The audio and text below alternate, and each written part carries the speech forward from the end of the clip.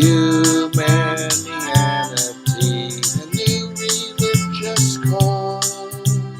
Humanianity, religion for us all. Humanity, now we all can see. Humanity, how much better we can be.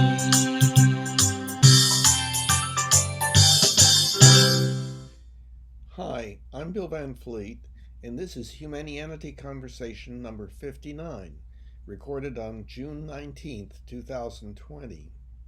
It is the 26th recorded conversation with my friend Mike.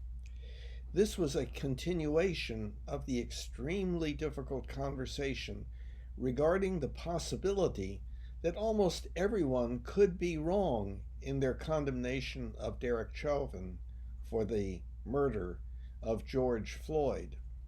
The two issues addressed were the probable intentions of Chauvin and the question as to the actual role, if any, of the neck restraint in the death of Floyd.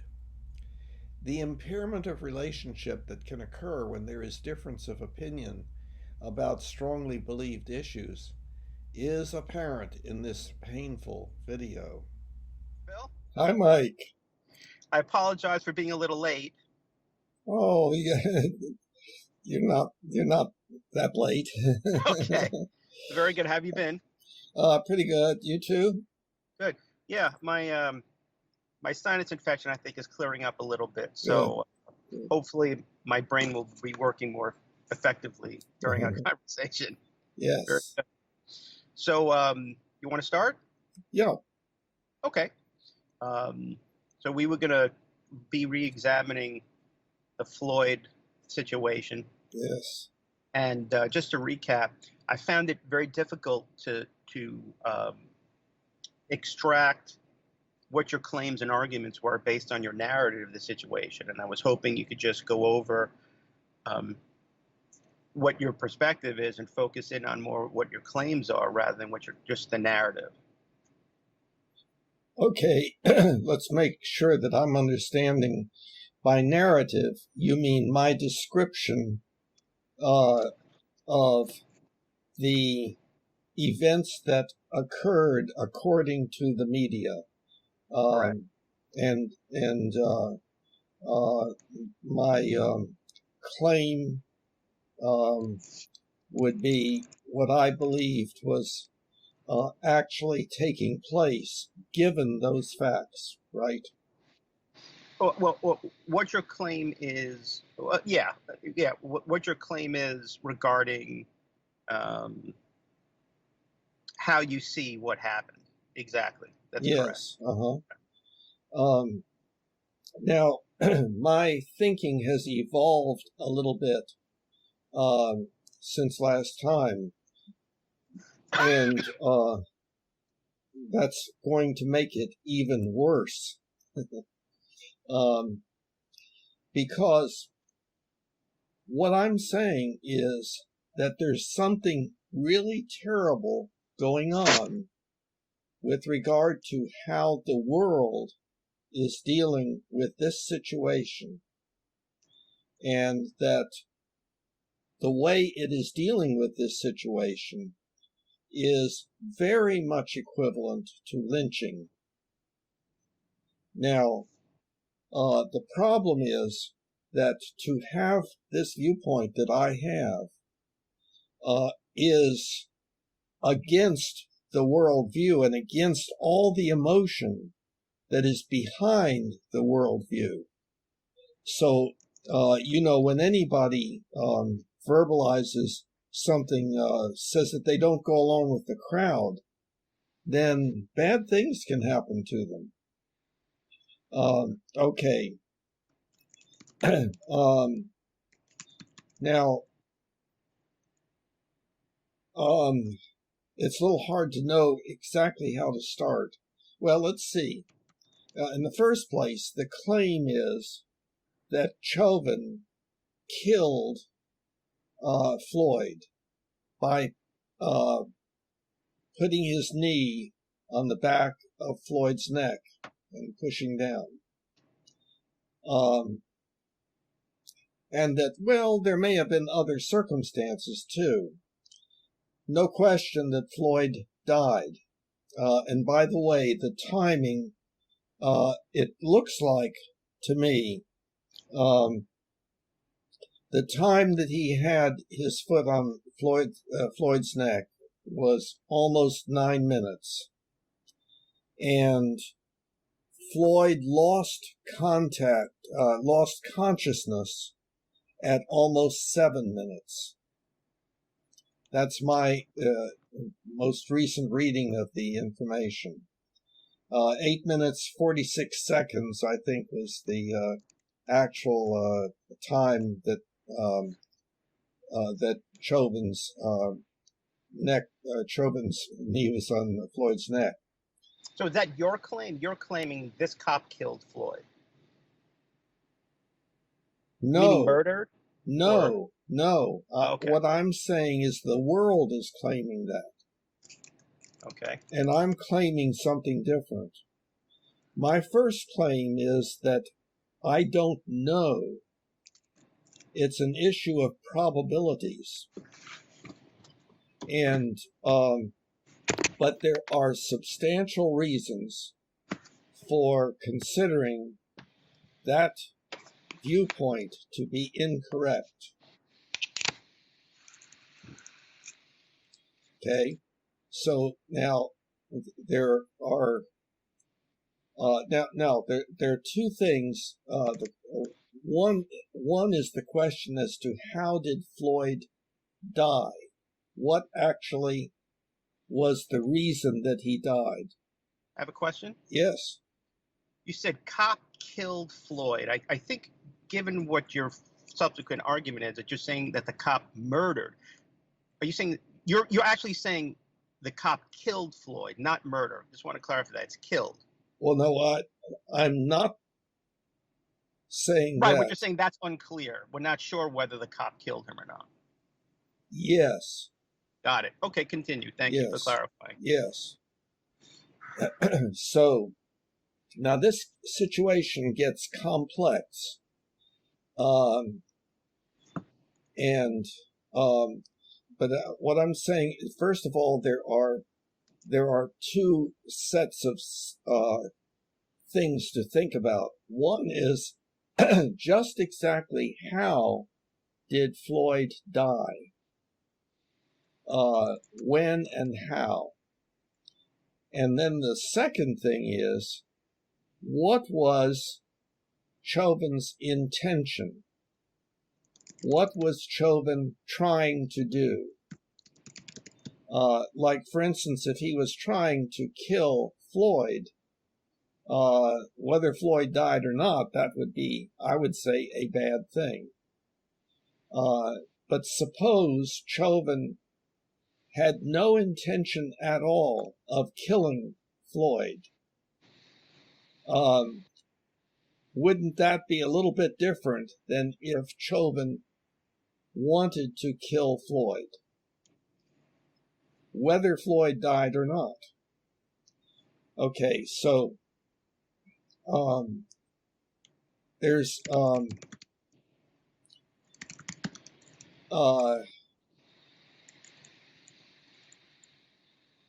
let's take first, and maybe not spend too much time on it, just a recap of some important things about the issue of intention. Now, my understanding is that we know that the police were called because of the fake $20 that he would not give back to the storekeeper. That he would not take it back and so on. He bought a pack of cigarettes with it, and so on. And that at that time, he was considered to be behaving erratically. Don't know what that meant.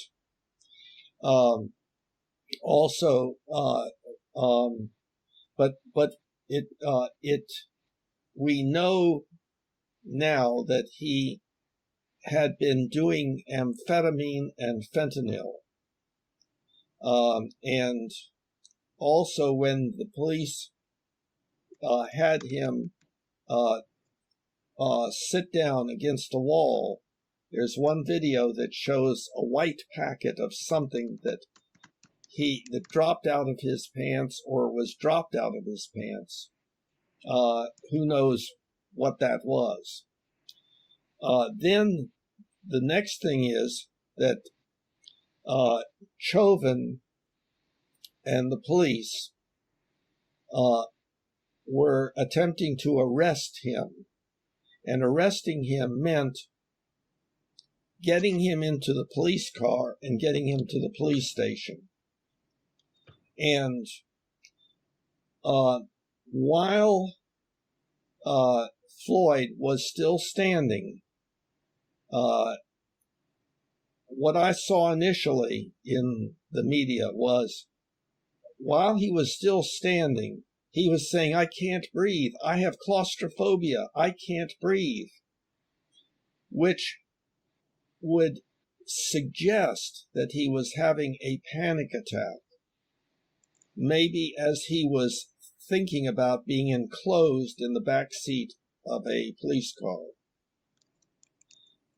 That's conjecture.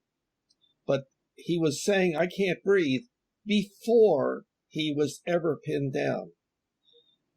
He apparently was gotten into the driver's side of the police car, head first, I gather. And then there's a blank, no information, until it's that Chauvin is pulling him out of the police car on the other side, on the passenger side, and putting him to the ground, and that's when the pinning started. Okay, so I had to fill in my imagination. And I left one thing out. When he was being taken to the police car, Floyd threw himself on the ground. He did not want to get into the police car. Well, and so then there's a little bit of absence of data, but apparently he was gotten in. My imagination is they got his head and torso in, that he was on the back seat, probably lying down, and kicking with his feet and not allowing the door to be closed. So now the question is, what should be done? They can't drive off with the door open and him doing that and so on. Now you're looking a little bit puzzled. I'm not. I understood how everything you said related to your claim, except this. So I'm struggling to understand. Well, my claim is not there yet. Well, you claim you had two claims. The second claim is whether the cop killed Floyd is unclear. You have two bases for that. One basis, which you're describing right now, is the circumstance of Floyd's death, when he was killed and how he was killed, is relevant. You're citing what I gather in anticipation is there are other possible causes of death. He was on drugs. He had a panic attack based on the situation and probably his drug use. I understand all that. It's just what you're saying right now. I don't understand, how does him throwing himself on the ground relate to anything? Can you explain? Yes. Okay. Floyd had been made to sit with his back against the wall, and then he had to be gotten from there to the police car. Okay. He did not want to go to the police car, presumably because of claustrophobia. He threw himself on the ground. This is with his hands handcuffed behind his back. He threw himself on the ground. He was behaving erratically. We can fill in the possibility that he was in an excitatory delirium, which was a conclusion, a possible conclusion that was drawn by the police during the time of being pinned down and so forth. So what we're talking about is Floyd being highly uncontrollable, thrashing, making, desperately trying to avoid being enclosed in the back of the police car. And so then the question would be, what Chauvin, the question for Chauvin would be, what shall I do? And now this goes to the idea of intent. Like, so what does Yes. what does shout? Okay, got it. Yes. Now I'm following you. Okay. Yes. So go ahead. Okay. So now, one Okay. possibility is that Chauvin thought, okay, I'll get him out and I'll pin him to the ground and I'll suffocate him. I'll asphyxiate him. I'll kill him.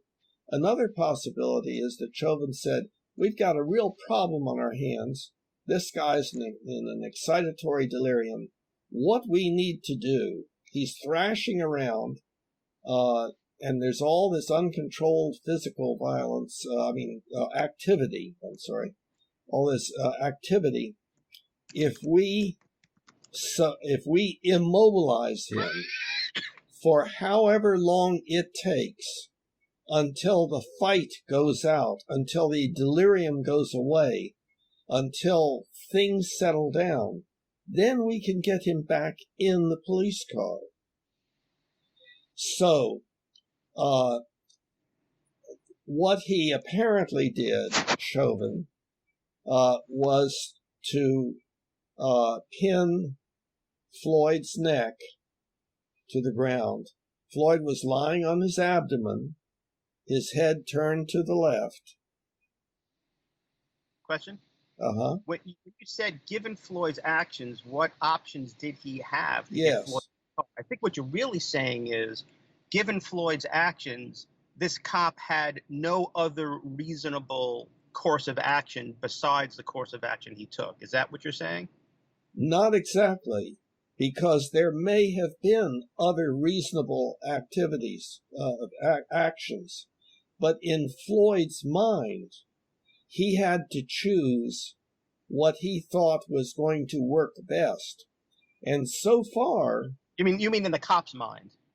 Yeah, in Chauvin's mind. You said in Floyd's mind. Okay, in Floyd. I'm sorry, I made a mistake. In Chauvin's mind. Yeah, okay. Right. Okay, so... okay. So... I see where you're going with this, I think. But continue. Given Floyd's actions. Please, there's substantially more on this. Yeah. Okay. But what I'm talking about right now is our conjecture as to what was going on in Chauvin's mind, and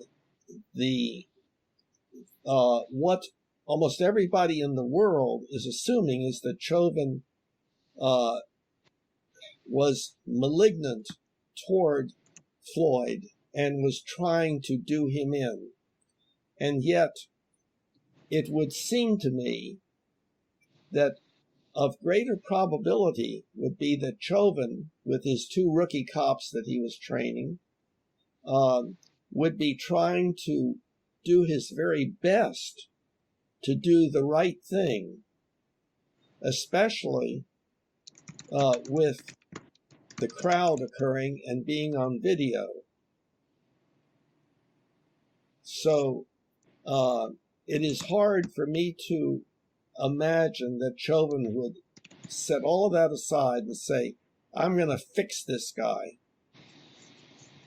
And instead, that he was trying to do the right thing, whether it was the right thing or not to do. Because maybe there would have been something better. And I am not making a judgment of that, because I don't know. But we have a person in an excitatory delirium, possibly, who is extremely resistive, physically struggling and resistive to being arrested. and being put in the police car to be taken to the station. Okay, so the intention part of it is that I am not willing to say that, well, Chauvin, with a 20-year history of being in this field and being a trainer and so forth, threw all of that out the window and decided to that this was a good chance to do Floyd in. That's hard for me to attribute to a fellow human being, even though it may be true. But I think the odds of that is low, and that what he was trying to do was the right thing to do. That he was trying to do the right thing to do as he envisioned it.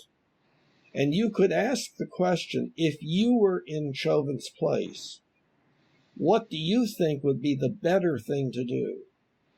Because if you're going to say that he didn't do the right thing, then what, in your whatever level of expertise you have, would you say was the right way to handle that particular situation?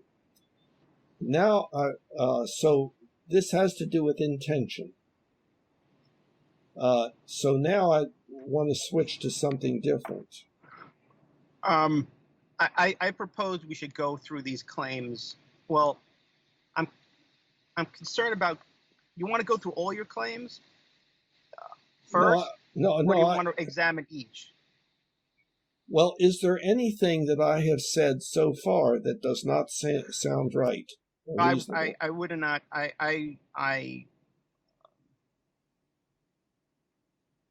What do you mean by sounds right?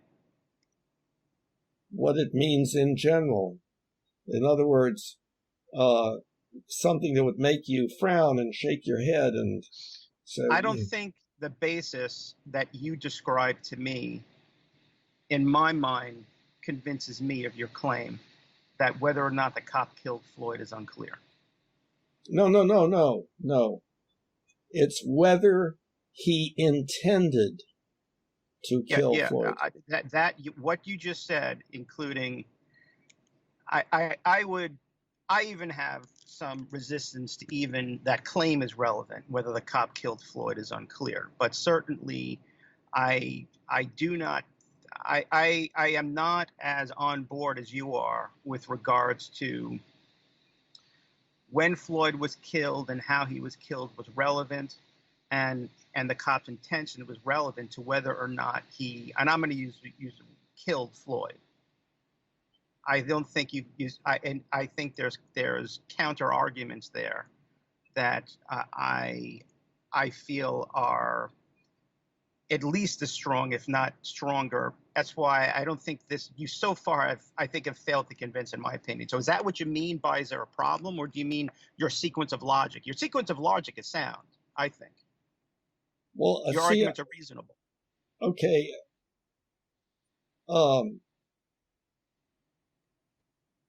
I could not follow what you were saying. It gets, if I can, the way you were speaking became relatively unclear as to what you were meaning. Okay. So let's. You want me to explain further? Well, let me, if I may. Yes, but let me first.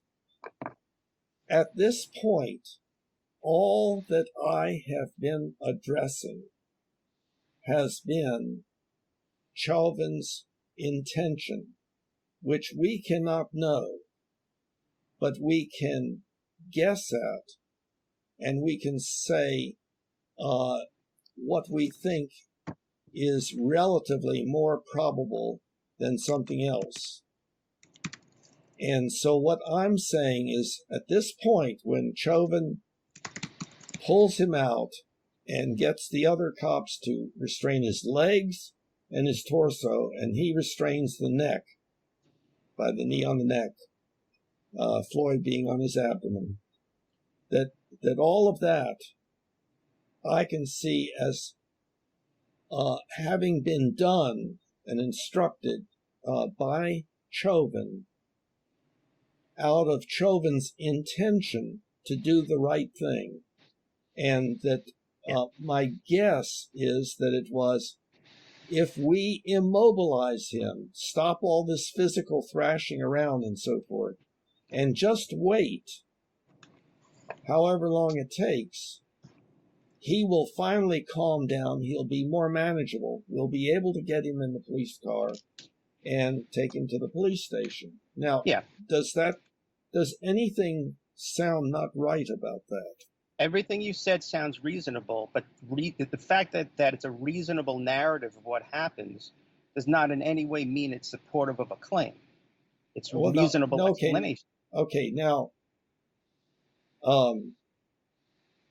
so there's something about your use of the word claim that has some extra significance or something.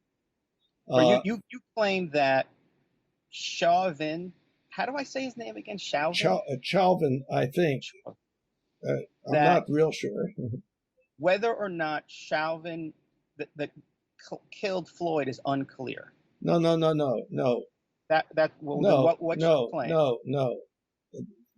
That because that's what that's I wrote going down. to be that's going to be part 2. But see, it depends on what you mean by kill. You could make a mistake and be involved in an accident and somebody else died, and you could say your accident killed that person, or you killed that person accidentally. Right. Or you could talk about somebody shooting the person with the hopes of making the person die, and call that killing. So I had asked you to clarify that in the beginning. Is this murder or killing? And we agreed that it was killing. The fact that he killed Floyd is unclear. Yes, that's correct. There's so much more that I have to say about this. Yeah, I'm writing all this down. I can refute some of the bases of these claims that I can continue. Keep going. Well, no. If there's something I've said now that you can refute. Yeah. Well, Bill, I mean, that's what I'm asking you. Do you want to kind of focus on these claims and discuss them as you present them, or would you rather present your entire case, each claim, which is going to have multiple claims, and then talk about everything in bulk? What I want to do is, at this point, with my talking only about the probable intention that Chauvin had in his mind in what he was doing, whether it was to kill or to arrest by immobilizing until this excitement came back closer to zero. Okay, so Bill, if you want to discuss these claims, I can discuss the claim. I was going to say to you, I don't see anything wrong with your narrative. I think the narrative that you are presenting is reasonable. What do you mean narrative? What do you mean narrative? What you're describing happened. The fact that it's difficult for you to believe that Floyd would just decide to throw all this away and think in his head, yeah, I'm going to kill this guy. You mean Chauvin? Chauvin, right? It's reasonable for you to even consider other causes of death. The guy was on drugs. He was no. We've not moved to that. Well, yes, you did. You said no. You said, I did not. You said the basis. Yes, you did. You said the basis. When he was killed and how he was killed is relevant. He was on drugs. No. Okay. See, that's... Let me finish. He had panic attack. He threw himself on the ground. That's so I guess you're saying that's all relevant to putting the Chauvin in a position to decide, how he was going to deal with this suspect who was acting very difficultly. Okay, I think that's correct. But so right now, all I have been addressing is whether Chauvin's intention was to harm and possibly kill Floyd, or whether it was to subdue him until he became manageable and could be gotten into the police car. Now, do you think that one of those is more likely than the other? I do not. If you're just talking about intent, Yes. no. I think that the issue is intent. The claim that the issue of intent is relevant to whether or not he killed Floyd is completely irrelevant. No. Please leave that. I'm not going to leave that, Bill. No, see, this is what you want to convince me of your argument. No. I'll say it again. No. There's nothing wrong with your reasoning. Your narrative is reasonable. But I don't agree with its conclusions. Well, wait. See, you're assuming that my conclusion is something different. Now, you will be surprised. Then we need to go back. We need to go back then. Then, Bill, what's your claim? I thought your claim was whether or not the cop killed Floyd is unclear. Is that your claim? No, because that is. But that's what you agreed your claim was, Bill. What's your claim then? No, my claim has to do with the intention of Chauvin, and whether Chauvin's intention was to harm and perhaps kill Floyd, or whether it was something like immobilizing him till he quieted down and could be gotten into the police car. Okay, so then I'm going to ask you, which of those do you think? Then I'm going to ask you, how is that related to any of this? So I need you. Now I'm confused again. What does Chauvin's intention have to do with how we interpret the situation? What does it matter? That is part 2. Yeah, but you need to make your claim. Claim? I will do that. But no, we're gonna. The reason why I want to stop you, we're doing the same thing we did last time. I need you to state your claim and then you support of that claim, because it's all over the map. I can't follow your reasoning here. No, because you are going beyond what I'm saying. I'm asking you to make your claim. What are you claiming? First, you claim that so we agreed with this, that whether the cop killed Floyd is unclear. I asked you to clarify the claim. Is this murder or killing? You said it was killing, and now 30 minutes into the conversation, you're saying, well, wait a minute, that's not my claim. Well, then what is your claim? Let me go back say that the word killing is ambiguous, but I'm not there yet. I wanted to do part 1, having to do with Chauvin's intention. Are you willing to consider that? You're not willing to consider it. I don't think I'm willing to even talk about this anymore. Here's why. Because my God. I can't, let me explain why. Please. Because I can't make sense of what you're saying, Bill, and I've asked you via email and here. It's not your fault, it's mine. I cannot follow what you're saying. We had a 4-hour conversation last time about this. I could not follow. I'm asking you to present your ideas in a different way so I can follow them. I'm going to. You're not. I'm telling you, you're not. I still can't understand. So I'm going to spend another 3 hours and not understand what you're saying.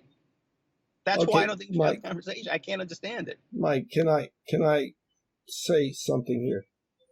I'm only asking you to address part 1 of what I'm saying. I've got a lot to say in part 2, but part 1 has only to do with intention, with what we... Okay. Now, do you agree? What is your claim? My claim is that it is more probable that Chauvin was doing what he felt was the right thing to do to subdue him and get him back in the police car than it was that he was taking this opportunity to harm and kill, possibly, this man. Okay. Now, can we, do you agree that that would be a greater probability that he was No. trying to do? You think it's greater probability? No, I don't think. Well, firstly, and this is my point. Okay. You need to. I do not understand what that claim. It's more probable that Chauvin felt he was doing the right thing than to harm and kill Floyd.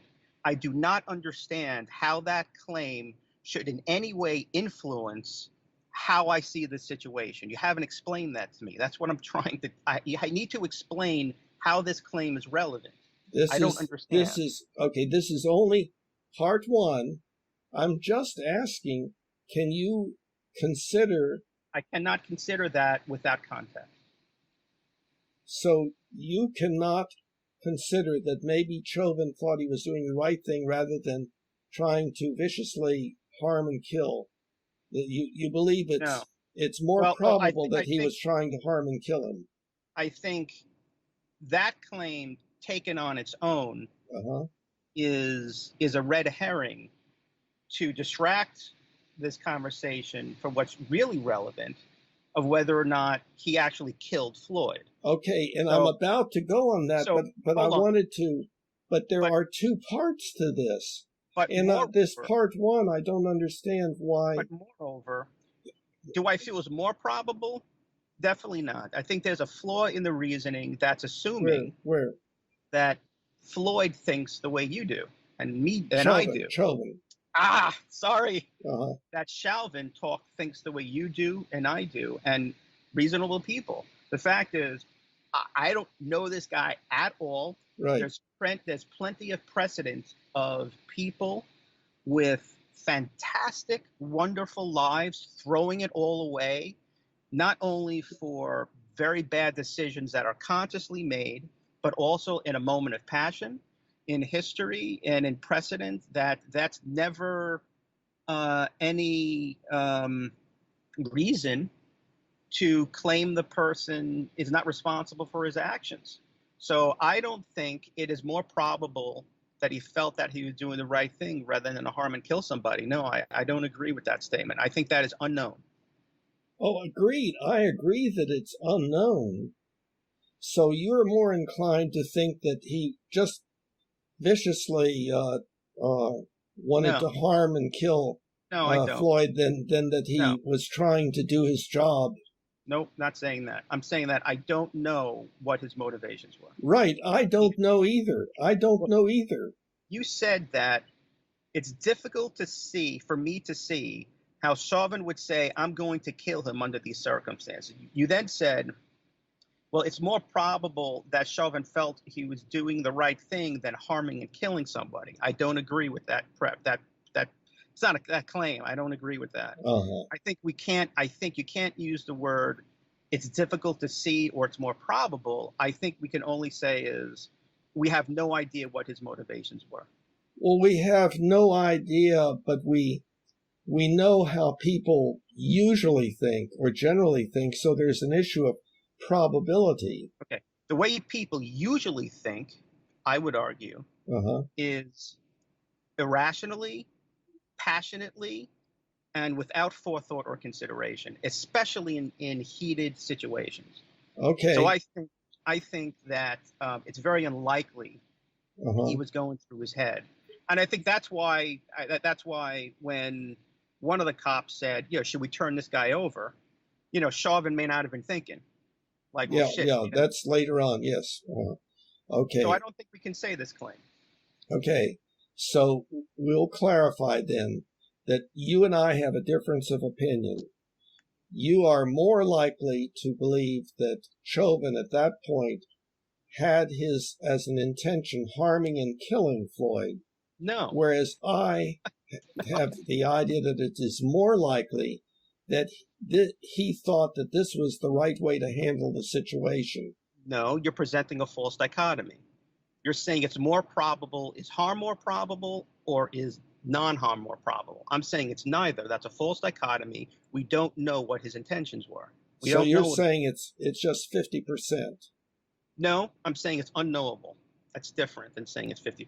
It is Well, unknowable what his motivations were until somebody asks him. And even then, I don't know if I would believe what he said. I right, don't think right. in that moment we could say what his motivations were. Yeah, right. So he is convicted just on the basis that we can't guess and he can't No, tell us. you're not allowing. You're not. No, that's not why. That's another red herring. That's not what people are saying. People are saying that, at least that's not, well, I can say this. That's not what I'm saying. Uh-huh. I'm not saying that George Floyd intended to kill this guy and that's it. Let's string him up and lynch him. That's not what I'm saying at all. You're saying that I don't think that's what you people are don't saying know, either. that it could be 50-50 as to which he could have been trying to. It could be 90-10, 50-50, 30-20, 40-60. I don't know what it is. Okay, so 50-50 is one of 100 possibilities. yes, I understand. Okay, so here is a difference between you and me. I am willing to give Chauvin the benefit of the doubt with regard to his intentions. Mhm. And you are not.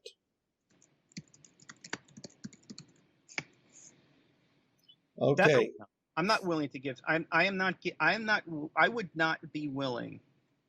Firstly, you're taking me on a red herring argument, and I'm letting you do this for a while, but I won't allow it to continue much longer because whether you have not substantiated that Chauvin's intention is how it's relevant, which I think is most important. However, but no, I'm not willing to give him the benefit of the doubt. Okay. Yeah. So this is a difference between you and me. Now we can proceed to part 2. If you can claim why I should give him the benefit of the doubt and substantiate that argument, I'd be willing to consider it. Well, I sort of have an ethical principle that it is appropriate to give people a benefit of the doubt, and to consider people innocent until shown by good evidence to be guilty. I believe in being concerned about everyone, living and dead, but especially the living, and so on. And I could get more into my basic, ethical principles. Yeah. So, but you apparently are different from me in this regard, and we can let that then set, because we've got part 2. Now, I am going to maintain something that will be immediately shocking to you. Are you going to state it as a claim? I claim that XYZ? Because this way I can understand it. No, it is so different than the way you are having to think right now because of the culture that you're embedded in. That's the way I would say it. But let's get to it. I'll redirect you to making a claim. Go ahead. But let's clarify. You keep using the word claim. Yeah. Don't rely on a narrative and on that basis alone to describe your argument, please, because I don't understand that. I listened to your explanation for 4 hours during the last discussion, and all of what I thought you were saying, your claims were wrong. So I need you to make the claims. I need you to say, I claim that X because of, and then present your evidence. So I could understand what your claims are. I can't understand what your claims are if you just describe what you think happened. What do you mean by the word claim? It's an assertion of what happened. I believe that X because Y, and Y can be any supporting evidence you have, whether it be a narrative of the situation, a logical presentation of an argument, could be anything. But Okay. to go backwards, I can't make sense of. Okay. So I can make a claim that is just a belief that has a certain amount of probability to it, recognizing that I could be wrong, correct? Yeah, as long as you formulate it as a claim, I can examine it and understand it. But again, I'm a little worried about what you, in your mind, are considering a claim to be, as if the claim has to be something that has to be true, rather No, than there is this possibility. no. It's a claim. What I mean by a claim is simply the way you are presenting an argument. I need you to start with your argument and then provide supporting evidence for that argument. Yes. Don't do it the Okay. other way around. That's what I mean. Okay.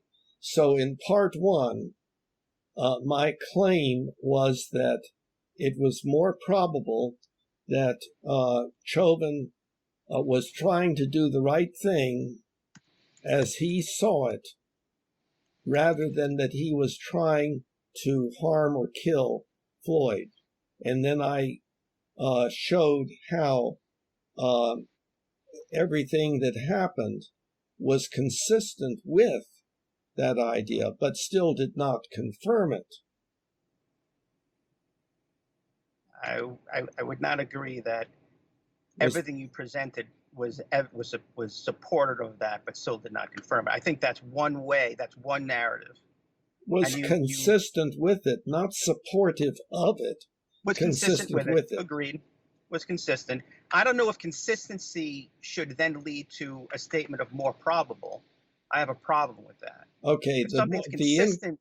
The increased probability comes about from my awareness of how people generally tend to think, and that a person in Chauvin's place there, where the eyes of the world were on him, and he was training the other police, and he had to make important decisions, that he was trying to do what would be considered the right thing to do, and was not throwing all that out the window and deciding to do something which, of course, would produce a horrible problem for him as well as another human being and other human beings.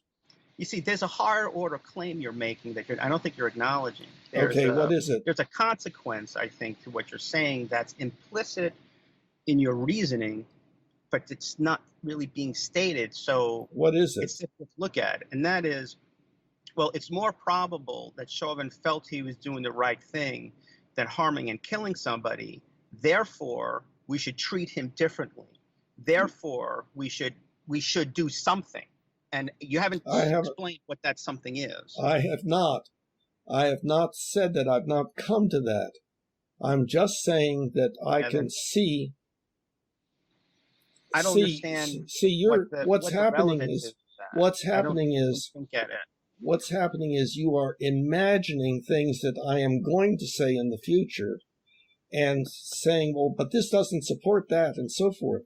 Well, it's because I'm explaining to you that if you don't explain, I've explained to you now in an email and in this conversation earlier that that's the way I think. And when you're trying to communicate your ideas to somebody, and this person is telling you the way they think and the way they understand things, if you don't somehow take that into account, it's much, much harder, if not impossible, for me to accurately understand what you're saying. Because I am trying to put these ideas you have and these claims in context while you're giving them to me. And that's just the way I think. And, I know. You're putting them into the context of what you imagine I'm going to say in part two. Well, no, I'm trying to put that. I think it's reasonable. Like, for example, if this is almost equivalent to you saying to me, Chauvin's dog woke up. There's evidence that Chauvin's dog woke up and, ate 2 meals instead of 1. And I'd ask you, okay, I'm not refuting that claim. How the hell is that relevant to any of this? What you stated to me just now is along those lines. So I'm kind of like, what? That's how incongruent it is. I can't follow you. I'm sorry, I cannot follow that. Well, that's because what's actually happening here is that there's an assumption that the way you think about this situation, you're making certain assumptions about the situation that you are assuming that I share, and I don't. I don't understand what Chauvin's, and not only do I not understand it, but I do not think Chauvin's intentions are in any way relevant to anything. It's completely irrelevant to how we understand what happened. I see. Okay, well, you and I are drastically different on that regard. In other words, I think there's a difference between whether a person is wanting to do what is regarded as good or wanting to do what is regarded as bad. Makes a lot of difference to me. It makes certainly makes a lot of difference from a certain point of view. Yes. But from the point of view of the law, and my research, from the point of view of the law, from the point of view of popular opinion, from the point of view of how I would be treated if I was in Floyd's situation, or in historical precedent, many other people have been treated. What your intention, and we talked about this last time, what your intention is when you do something is very seldomly relevant to your innocence or guilt. It might be relevant to the kind of punishment you receive. Now you're talking about something, not the innocence and guilt. You're talking about something entirely different now. The legal issues and so forth. I'm not talking about any of that. You're cherry picking one idea that I presented. I said legal precedent or historical precedent. There's historical precedent. Whether or not someone's intention to cause me harm is irrelevant to whether I hold him guilty or innocent to causing me harm. It may factor into how the kind of reparations I want from him. See, you're all the way toward the end. You're all the way toward guilty or innocent and reparations and punishment and so forth. I'm not there. I'd like to go to part 2, which go to part 2. This is going to be extremely difficult because I don't think it's that difficult, but go ahead. Because there is a strong need on the part of us all to go along with the crowd. And what I'm about to say is against what the whole crowd has to say. And what I am saying, you're already shaking your head. It's a little offensive to say I'm going along with the crowd, but that's okay. Continue. In your opinion, I'm going along with the crowd. It's hard for me not to go along with the crowd. Well, it doesn't mean it's hard for me. I consider it dangerous. But it doesn't mean it's hard for me or hard for other people, but continue. So you believe it's not hard for people to say something that is against what almost everybody else believes? No, it's definitely not difficult. It might be rare. It might be rare. Well, there are people, and it doesn't necessarily mean that somebody can't do it. I think that's your mistake. You're saying if something's hard, that means it's rare. They can do it. They can do it, but at great cost. At great cost, even the cost of their lives. Disagree with that. You're making this is, I think, the fundamental. I've heard even so far in your argument. There's just a huge number of assumptions you make. You orient yourself to viewing the situation, and it's evidenced by what you just said. This is going to be hard for people to understand because of X. There's an assumption and an orientation there that you have that I don't think you've substantiated. Okay, I may be wrong. There's an example of just one. I may be wrong about it. I understand that. Okay, so now So, let me well, go. yeah. Let me Okay. start on my next claim that Chauvin's knee on the neck of Floyd. What are your facial expressions indicating right now? That I'm having difficult time seeing the screen. Oh, That's oh, all it means. Because I'm going okay. blind as I'm getting older, and I need glasses. Oh, I see. Okay, glad you Go ahead. clarified that.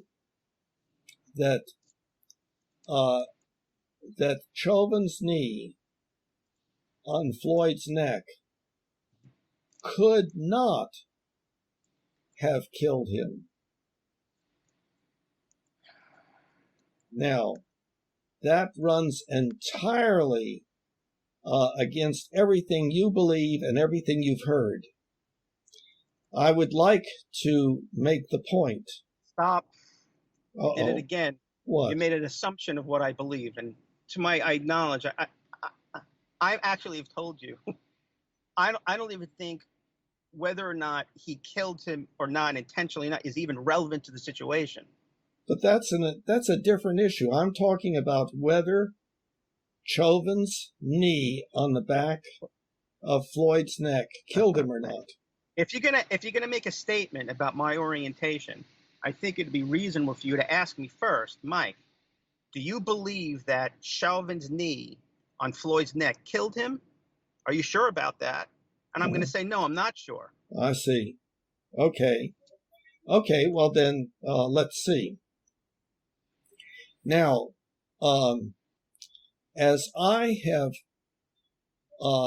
looked at this more and more, I have come to the conclusion that anatomically it's not possible. And I want to explain why. And I was hoping that you would be home so that you could actually try an experiment that that might help to convince you of what I am saying. But also, I talked with a person who has been in mixed martial arts for something like 15 to 20 years, who agrees with me. Now, what am I saying? Okay, now if we assume that Chauvin's knee on Floyd's neck caused his death, what would be the mechanism? There would be two basic mechanisms, right? What would they be? Do you know? No, go ahead. Okay. Explain it to me. One would be stopping airflow in and out of the lungs. And the other would be stopping blood flow to the brain. No, there's, I think, quite a few others. One of which I can think of myself is that the stress and strain of feeling somebody's neck, a knee on somebody's neck, I don't know, put him in such distress he had a stroke, and that killed him. Okay. I'm not Possible. I'm not ruling that out. I'm saying the actual action. Let's say that a person was dealing with a person who was in martial arts or was healthy and not stressed out, etc., etc. But what I'm saying is that by itself, the knee on the neck could not have done that. Now, why am I saying it? Well, you can say that, but substantiate Yes, that. I'm about to do that. No, that's not what I mean. I don't mean substantiated in point of fact of the narrative. I mean substantiate how that's relevant. If I, for example, please, don't jump Bill, ahead. I'm no, just Bill, dealing with one Bill, issue. Serious. I'm serious this time. I don't want to have this conversation anymore, Bill. And this is the first time in the years that I've known you where I'm going to say this. This is a. Can I make my point as to why I am This will saying be it? the last you can do, but this is the last point I'm going to make. I don't want to have this conversation anymore. I can't follow what you're saying. You're refusing to speak in a way I can understand you. I have a lot of things I have to do. I really enjoy our conversations. I want to understand your perspective, but if you can't explain it to me in a way I understand, I have other things I have to do. Seriously. You I mean, don't I wish I know would. how bad this is for me. I put so much hope that you would actually be able to listen to me and hear what I have to say. And Okay, well, that's different. You're saying one friend to another, you put a lot of work into this, and I'd really like you, Michael, to hear what I have to say. If that's the yes, case, then fine. Then that's something I would want to do is for a friend. Sure, I can listen to what you have to say. Please explain. and how is that different? My Well, understanding was that, never mind. okay, Okay, so now there would be two ways in which just the knee on the back of the neck could kill. I'm not talking about all the other circumstances. Obviously, something brought about death. I'm not talking about that. I'm talking about just the knee on the back of the neck. okay, And what I'm saying is that there would have to be one of two mechanisms. One would be stopping airflow in and out of the lungs, and the other would be stopping blood flow into the brain. Okay, now, what I am maintaining is that the way Floyd was, lying on his abdomen, his head turned to the left, and the knee on the back of the neck, and therefore a little bit on the left side, could not do either of those two things. And that may be hard to imagine. The experiment that I was hoping that you would do if you were home would be to put yourself up flat against the wall as hard as you could with your head turned, and then find a way of stopping your respirations where you would have to push. And you can't do it like what you're doing right now. It has to be from the front. Well, I wouldn't say it's the front, but it's closer to the front. And Can I would agree. you This take, is not. That's not where the cop's knee was. So if I turn my head this way, so I can put pressure here.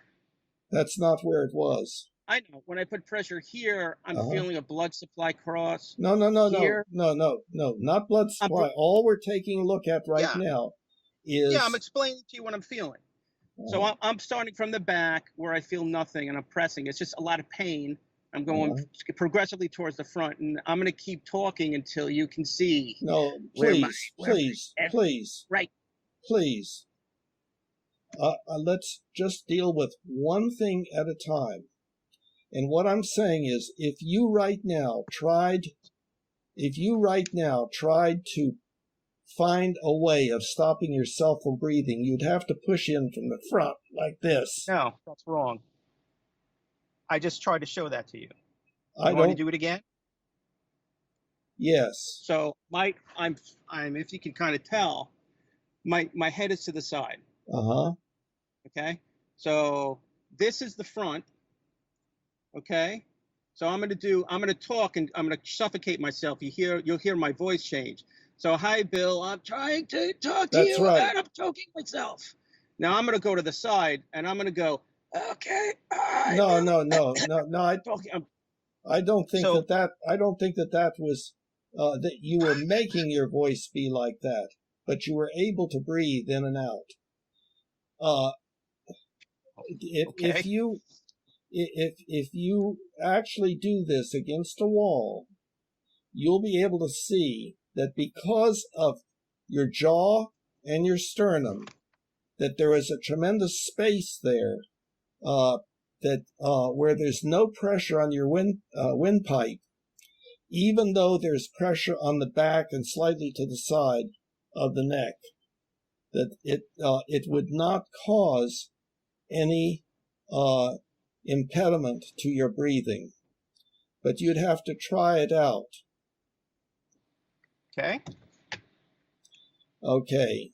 So Chauvin's knee did not cause impairment of respiration and therefore did not cause asphyxiation. And by the way, there was the first autopsy report that came out before there was reaction and modification and everything, was that there was no evidence of asphyxiation. In order for there to be pressure on the windpipe in that situation, there would have to be a crushing of the vertebral column. That may be unclear to you now, but if you really study this with yourself, you can see that there would have to be a tremendous force such that there would be tremendous damage to the neck, which there was not on autopsy. Okay, so then, so I'm saying that Floyd's knee could not have caused asphyxiation.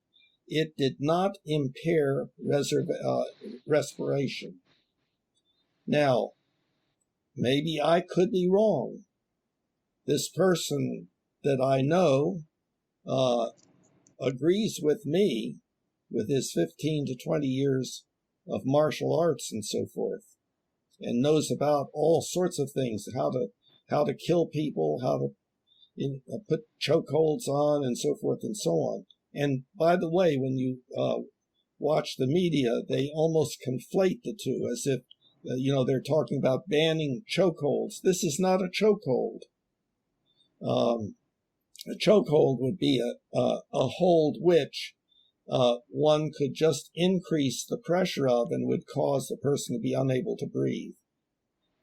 So that's an entirely different thing. But what you see in the media is all one narrative that everybody better go along with or they'll lose their jobs and so on. Okay, now, that's number one. Number two would be circulation. Okay, there are two main arteries that go into the head. Four. There are the two carotid arteries and the two internal vertebral arteries. The internal vertebral arteries are protected by the spinal processes and so forth. There's no way that those arteries could be compressed without crushing the neck and leaving it damaged, obviously. Okay, you yourself can, if you were home, and you can do it when you get home, put yourself flat against the wall as hard as you can, and then feel for your carotid artery and feel where it is and how much space there is that is produced by its internal placement within the neck and the external space produced by the line between your sternum and the side of your jaw.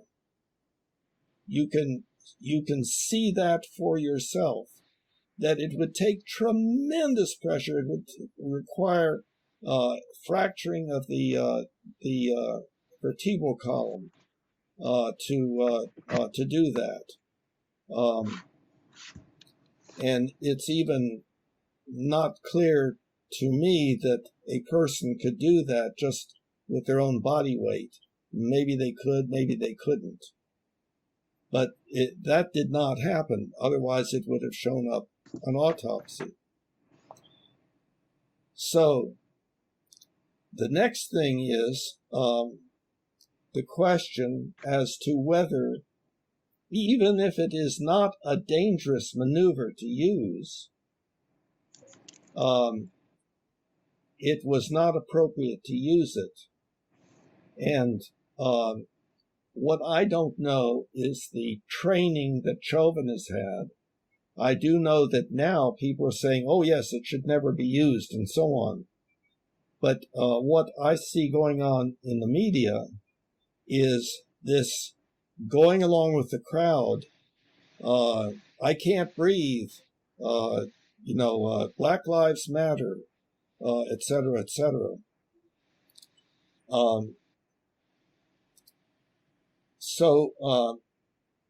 And then there's another thing to consider.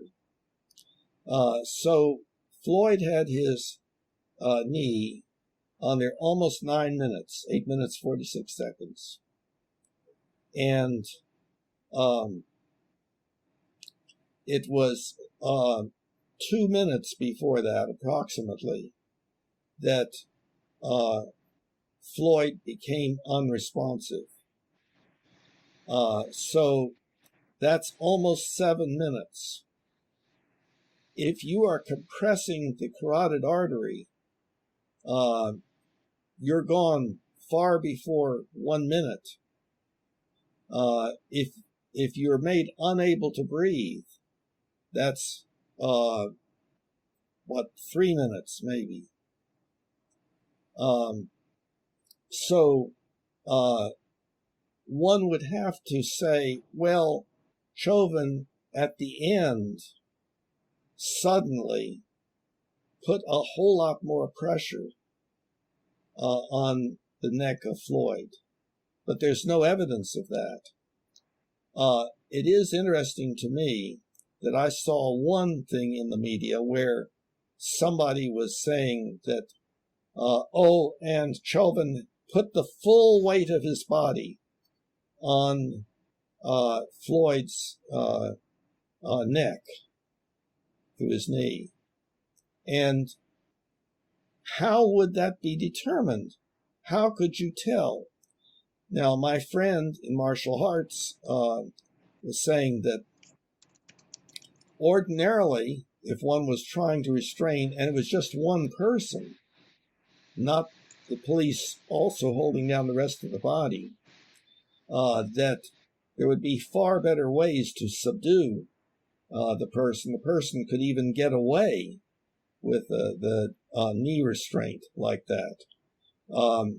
And that one would use one's like arms and hands. However, that would put your face closer to Floyd's face. And in this day and age of social distancing and everything, I doubt that Chauvin would want to get close to Floyd's face.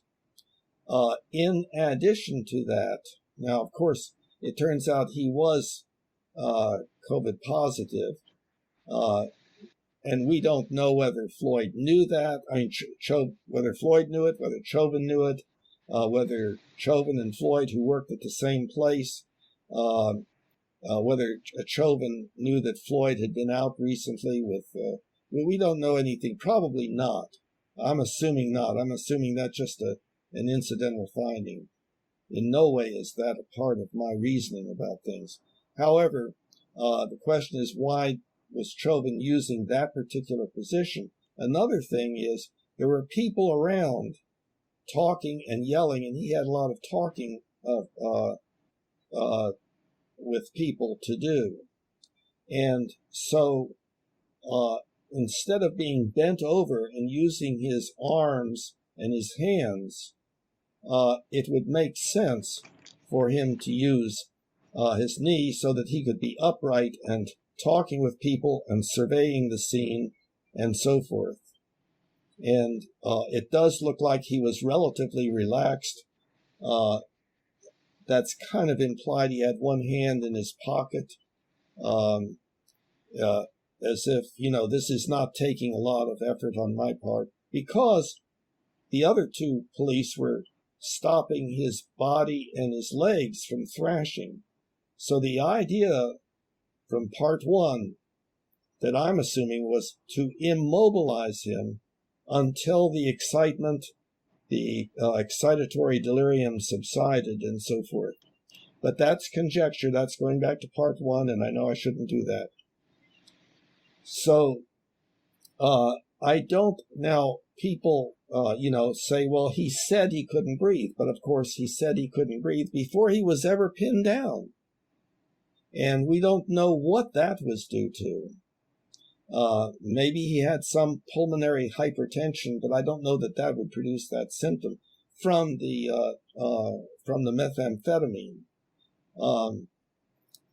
Now, at the point that he loses consciousness, what happened? We don't know. One possibility is that he developed ventricular tachycardia or ventricular fibrillation because of, like you say, the whole situation. The methamphetamine that he was on, all of the stress and excitement. He had hypertension to begin with. Methamphetamine increases the hypertension even more. And it also predisposes more to a cardiac arrhythmia. So ventricular tachycardia, ventricular fibrillation, and cardiac arrest certainly could have occurred in response to the total situation. But that was not something predictable from the situation that initially presented to Chauvin. And within 3 minutes, apparently, of having him down, someone, presumably the fourth policeman,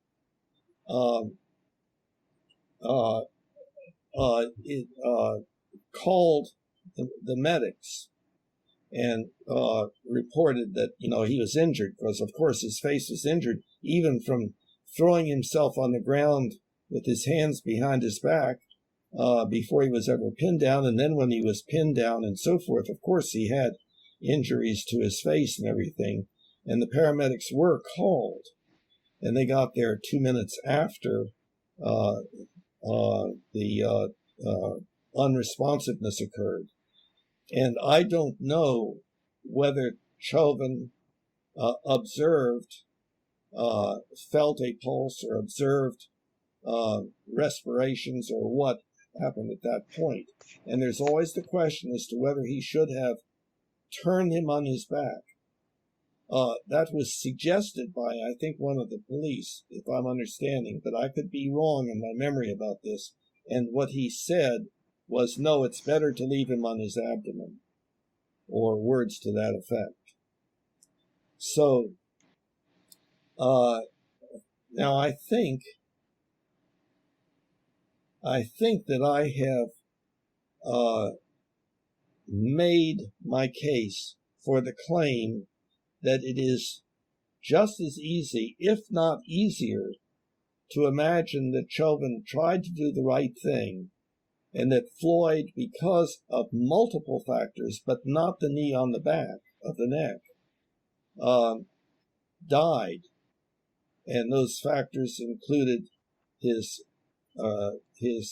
cardiovascular disease, his hypertension, his being on methamphetamine and fentanyl, which, by the way, if methamphetamine were wearing off and fentanyl had just been ingested, could produce respiratory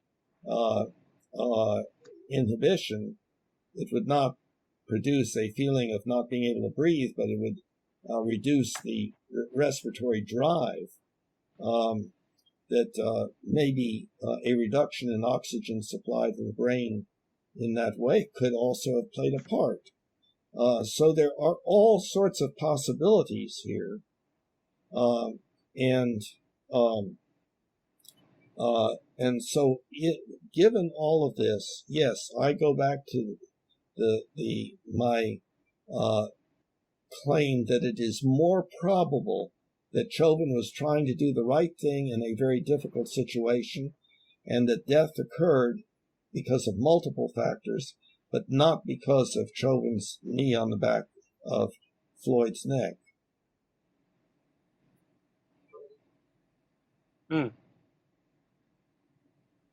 It's an interesting perspective, and that's a perspective I think that you relayed to me last time.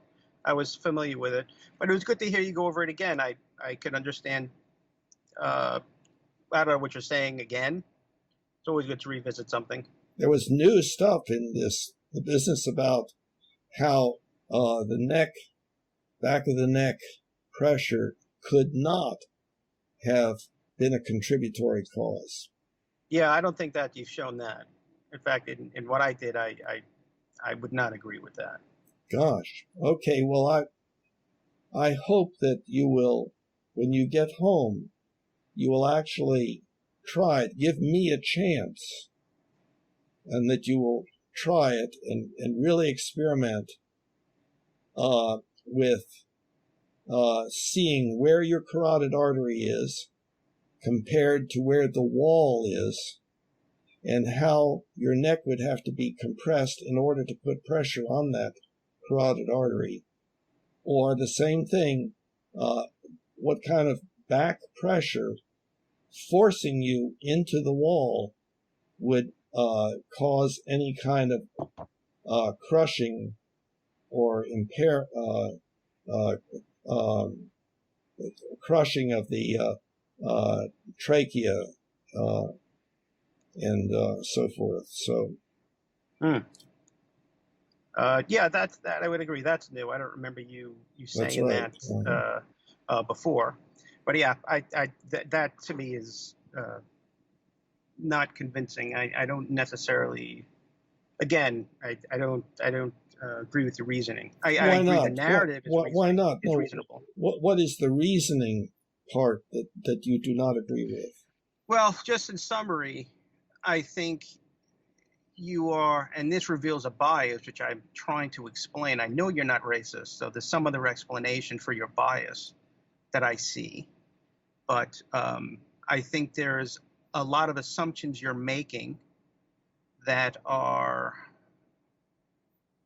for lack of a better word, consistently supports you choose assumptions that consistently support the narrative that of Chauvin, like you said, that he did not intend to kill. I think that's one reason why. Can you tell me? No, I can't, because you don't let me actually. I don't. That's what I'm telling you. That's what I explained to you last time. I don't remember everything. That's one of the reasons why I want to examine your arguments as you make them, because the nature of my memory, unfortunately, is such that I have a very bad one. Yeah, so I only remember kind of global things. But one of the things I noticed in your statements was that one thing, assumptions being made there that seem to always rely on favor. I also think there are assumptions being made in terms of how most people orient themselves to understanding this. I think that for me, the claim, I still don't understand how Chauvin's intentions are relevant to his culpability either. That's I don't feel that seems to be a core part of your argument, which I don't feel you've. No, I didn't address that. What I would figure, that's jumping way ahead to his trial, which I doubt can be fair, but at any rate, during the course of it is the possibility that if he is shown to be guilty, still, because his intention was not that there would be a reduced sentence or something like that. But I don't know the details of that. I don't know. Yeah, you have made statements to his culpability. In fact, at least I don't see how you can't be, because I didn't use the word. You didn't use the word culpability, but you used the word. You've used concepts that naturally point to and follow culpability. Okay. You've used the word intention and intended, and clearly intention is related to culpability. So I would, it's certainly in any in anyone's mind. I think that's just an axiom, I would say. It is an axiom that intention somehow relates, maybe not to culpability, but culpability, what I mean by that in the sense of how much a person should be punished, Right. I would say. I don't think it. So I do think it speaks to culpability, even though that you're saying it doesn't. I think in practical ways it does. So Well, yeah, no, but no, I'm I very didn't familiar say. with the narrative. I didn't Like I say said. it was not relevant to culpability. I didn't say that. Oh, that was my impression when you said before. I didn't talk about culpability yet. So No, because culpability is a concept we need to clarify as to what it means. But yeah, the big question, of course, for us humans is, are we going to torture and perhaps kill this individual? And torture by isolating the person away from everybody else, family, and so forth, keeping them, social isolation is one form of torture. Are we going to, how much are we going to make this person suffer, and are we perhaps even going to kill him? And I am against that way of looking at things. But that again, I have beliefs that seem to be contrary to what most people believe. Most people believe in, oh, yes, punishment is very, very important. And I think the more we punish, the more problems we produce, and that there are better ways to deal with non-optimal behavior. But it's not like suddenly we could stop doing one and start doing the other. But hopefully, if we become more and more aware of the horrible problems that punishment produces, we can say we've got to start doing some other things and kind of let up on the punishment. yeah, I don't fully agree with that statement. Yeah, I know. Either. No, nobody that, agrees with me. I don't. It's not a. I would argue there is so many.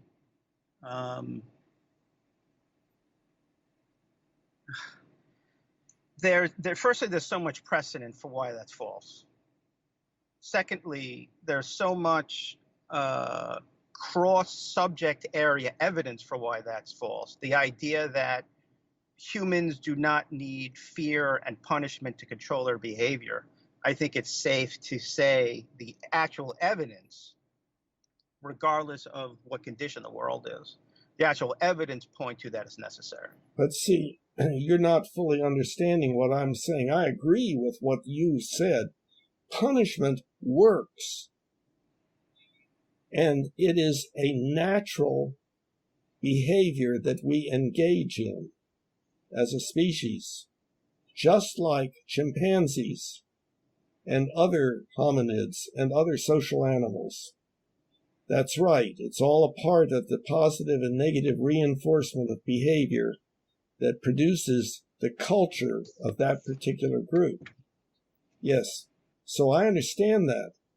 What I'm saying is that it also causes horrible side effects. The more that it is used, the worse things get. But I'm not saying that just not punishing is the answer. You have to do something instead of punishing. And it is very complex, and only we humans can do it. I feel the need to say something since this is being recorded for the audience out there. Okay. I don't want anybody in the audience to in any way feel that my silence here was in any way supportive of what Bill's saying. No. I just want to make that kind of clear. Yeah. No, I know. You Okay. have to watch your reputation. Absolutely. Yeah, well, no, because that's so offensive, Bill. It's like fucking insane. You have this. Frankly, I even just want to hang up right now, because I have to kind of evaluate whether I want to continue to do these things before. This conversation we've had today, for me, and especially what you just said, was so unbelievably offensive. I feel self-centered and selfish for what you wanted to accomplish during this conversation, and so completely disregarding of my interests here, and that I took 2 hours out of a very busy afternoon to have this conversation and all the emails I sent to you. I really have to. I'm beginning to see these discussions as simply as an opportunity for you to broadcast your opinions, rather than and then on top of them make all these assumptions about me that are offensive. Well, So, I'm sorry that I said something that was offensive. What are you referring to? well, everything I just said. And we have been going down this You road mean so long. Am I talking about punishment? No, the actual icing on the cake is when you said, I want to feel a need to say, it's not about managing my reputation. It's about being embarrassed for anybody to associate me with your line of thought. Isn't that the same thing? It's not reputation. No, it's not reputation. What is that embarrassing? It's not that I want these people to look at me in a certain way. It's that I want to make a statement that I am, I don't want to use the word, maybe the word is embarrassed, but I am, maybe I could use it. I mean, the first word that comes to mind is embarrassed.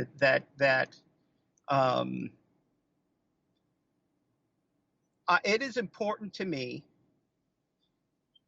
for me to believe that I well,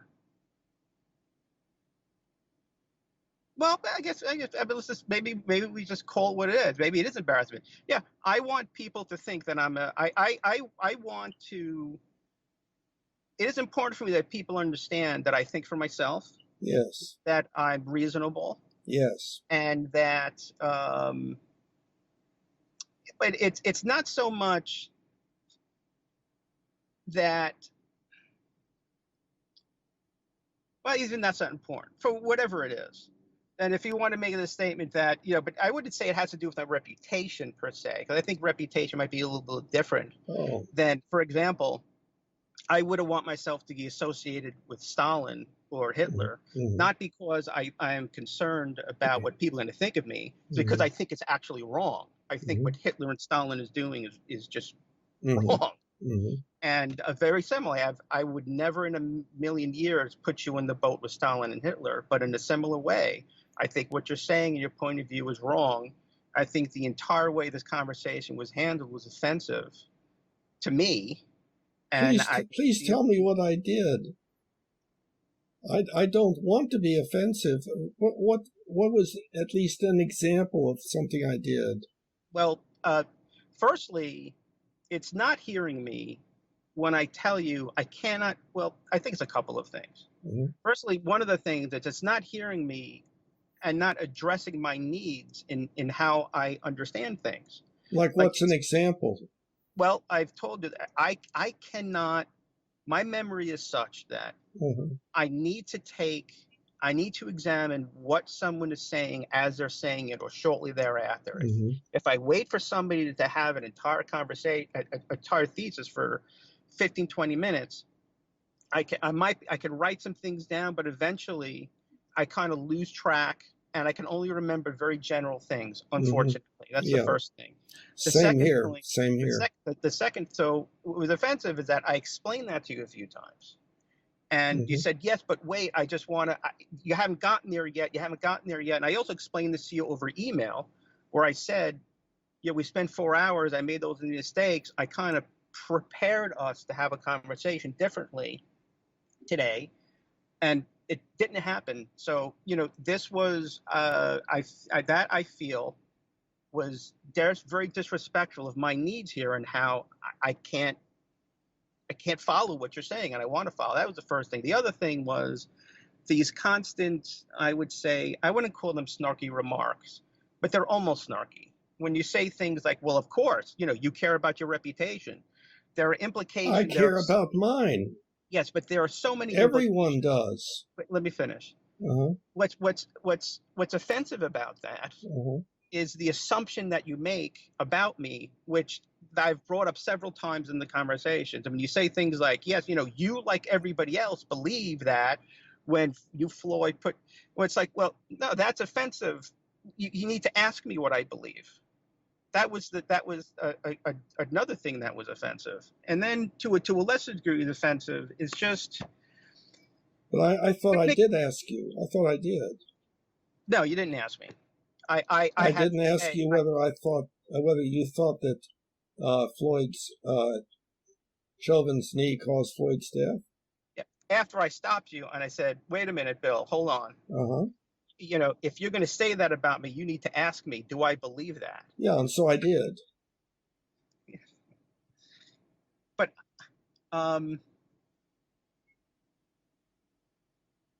if I keep saying assumptions are an issue, and you keep making assumptions, that is in essence another example of somebody I'm in conversation with not hearing me. But I asked you what assumption you were talking about. And then I think finally the third of the final offensive thing was, and this is kind of something, it's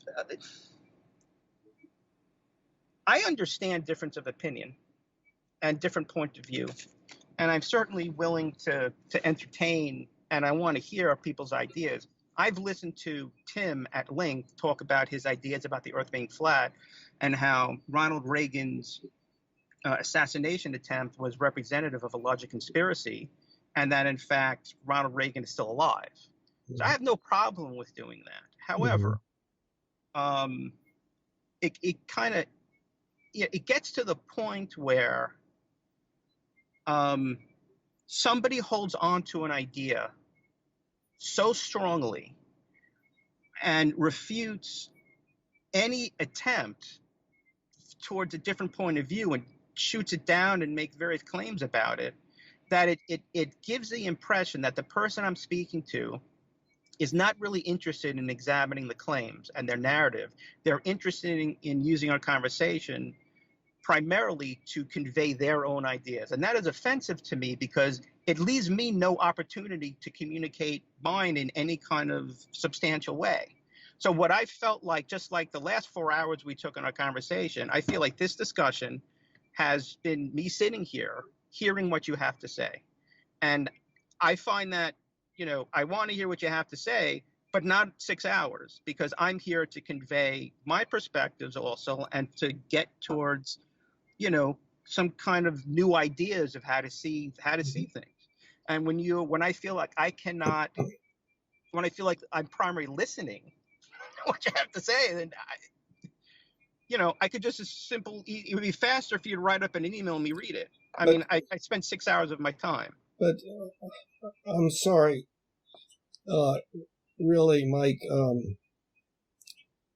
I thought you at the beginning were saying that the idea was to examine my claims and my logic. Correct. And so forth. Correct. So that's what I thought that we were doing. I have not asked you what you think happened and how you interpret the events. No, that's not what I don't. No. Well, what do you mean? The examination of your claims and hearing my rebuttals and different ways of seeing it and analysis of the reason is tantamount to me explaining a position. And, that was something that, I had made clear in emails and attempted to make clear and explain to you why I have to operate that like that during this discussion. And I feel like it was ignored. And I don't know when. I kept asking you, do you follow me up to this point and so forth? I can't understand what I've done. Well, actually, you asked me, am I following you up to this point? And then I would say, no, here's the problems I have with your argument. And you would say, yeah, but wait, you're jumping ahead. Well, I kind of explained to you, if I wait until you jump ahead, then I'm going to forget about what exactly my rebuttal was. And it's tantamount to you just having a one-sided discussion with me and just expounding on your viewpoints. This is not, I wouldn't characterize this as a Socratic discussion. This was more of a narrative that you were presenting to me for, an hour, where every time I tried to critique it, there was, an instant, what I would characterize to be an instant I'm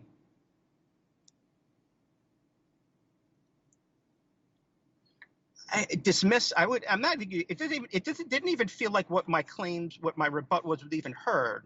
It's like it was instantly dismissed.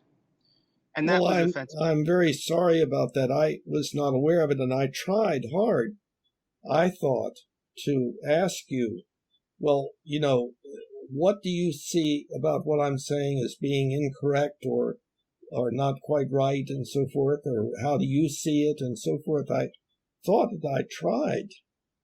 Wow. I really thought that I tried. Yeah, I don't know how to deal with that perception that is so different. Mm. So I have ruined our relationship? I wouldn't go so far as to say that, but I don't think I want to talk about this topic anymore. Uh-huh. I think when we talk about things that are inherently more, I don't know, decisive, less, that it's easier for us to just, examine the issue without trying to take a position. So I think like next time, going back to truth and right, and I honestly think that's more important than this conversation. This is just an interesting side point. I think we were talking about how we each have a different orientation towards truth, and I was going to explain my orientation. You're going to explain yours. We're going to try to explain what we thought each other's orientation to truth was, and that we would just try and understand it. And that was the next step in our attempts to analyze beliefs and what truth actually was. So, but it's say ruling the truth, but I definitely I do not want to have these conversations. I see. Well, let's say what I don't want to have. I want to have a conversation with you to explore ideas, not to try to get towards agreement towards either your position or my position. So, and that's an important distinction. Well, so I just want to let you know that I have suffered a lot. Not this conversation. Well, this conversation has not been easy, but I've suffered a lot day and night because of my finding that I came to different conclusions than almost the rest of the world, and have felt like I have lost friends, and that I've become more isolated, that nobody wants to talk about these things, and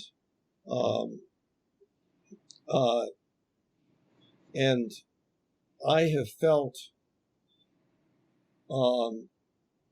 ambivalent about doing so.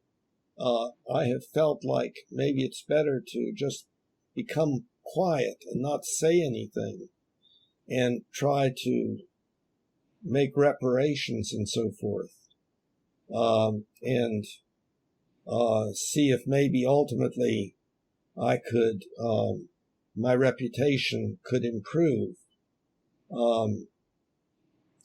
But somehow I have felt like if nobody speaks out at all, then everybody is complicit. And I can't help but believe that something terribly wrong is happening. It also is causing some good things to happen. No question about that, I believe. But this whole problem, I think, has been referred to by many philosophers and others about silencing the differand, about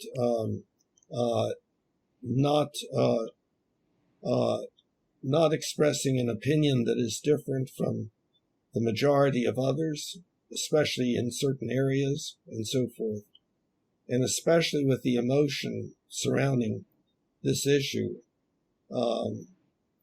And so I look forward with trepidation to trying to do this, to share with you my opinions that are substantially different, probably, than yours and everybody else's, as far as I can tell. And I may have ruined my relationship here with you. Like I said, I would go so far as to say that. I just think this kind of discussion, this kind of topic, is something that we should avoid. Yeah, this topic. Yeah, I have. That's been my basic conflict, whether to verbalize my deep concern that bothers me day and night, that I think about, and just suffer it by myself until it finally kind of goes away, or whether I should reach out and try to share my opinions with someone else, even though they are not acceptable to most people. Well, see, I think that is not how I was orienting myself to this conversation, which is, I was not orienting myself to this conversation to just hear what you have to say. That was something you clarified during this conversation. Then I said, oh, okay, if you're just feeling unheard and just want somebody to really hear you, that's different. I can do that. No, I was wanting you to let me know of anything you disagreed with, and that's why I kept asking. Yeah. Like I said, I think that there's I think your narratives are anyway. I think your narratives are reasonable, but the reasoning behind it and the relevance is questionable. But yeah. So okay. So like I said, I hear what you have to say. I just proposed, let's move forward. Let's move back to what I consider to be the more important question, I think, for us, which is what we were talking about before about truth. Not that I have time now because I have to leave at 5:30. Right. But next time. Sound good? Yeah, that sounds good. So next week. So I